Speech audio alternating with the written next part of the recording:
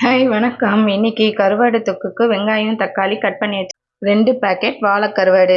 இந்த கருவாடை க்ளீன் பண்ணி வச்சிடுறேன். கடாயில் 2 ஸ்பூன் எண்ணெய் ஊற்றிருக்கேன். எண்ணெய் சூடானதுக்கப்புறம் கொஞ்சம் கடுகு சேர்த்துக்கலாம். கடுகு பொரிஞ்ச உடனே வெங்காயம் 2 பெரிய வெங்காயம் பொடிசாக கட் பண்ணியிருக்கு, அதையும் சேர்த்து இதுவும் நல்லா வதங்கி வரணும். அதுக்கப்புறம் தக்காளி சேர்த்துக்கலாம். வெங்காயம் வதங்கிடுச்சு, இப்போ தக்காளி சேர்த்துக்கலாம். வெங்காயம் தக்காளி ரெண்டும் வதங்கிருச்சு. இப்போ இதில் மிளகாத்தூள் 1 ஸ்பூன், இந்த ஸ்பூனில் 1 ஸ்பூன் மிளகாத்தூள் சேர்க்குறேன். கூடவே தண்ணி ஊற்றிடுறேன். கொஞ்சமாக தண்ணி ஊற்றணும். கொஞ்சம் கொதிக்கிட்டோம், கருவாடை சேர்த்துக்கலாம்.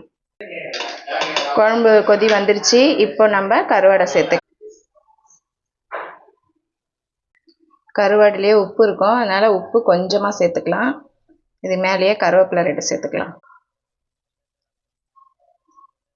ஒரு 5 நிமிஷம் கொதிக்க விட்ட உடனே கருவாடு தொக்கு சூப்பராக ரெடி ஆயிடுச்சு. நம்ம ஊற்றுற எண்ணெய் மேலே திரிஞ்சு வருது பாருங்க, அவ்வளோதான் கருவாடு தொக்கு. சிம்மில் வச்சே கொஞ்ச நேரம் கொதிக்க விடுங்க, எண்ணெய் அழகாக மேலே வந்துடும். நம்ம தலைவன் ரெடி ஆயிட்டாரு. கருவாடு தொக்கு செம்ம சூப்பராக ரெடி. வாசனை சும்மா கமன்னு வருது. ட்ரை பண்ணி பாருங்க.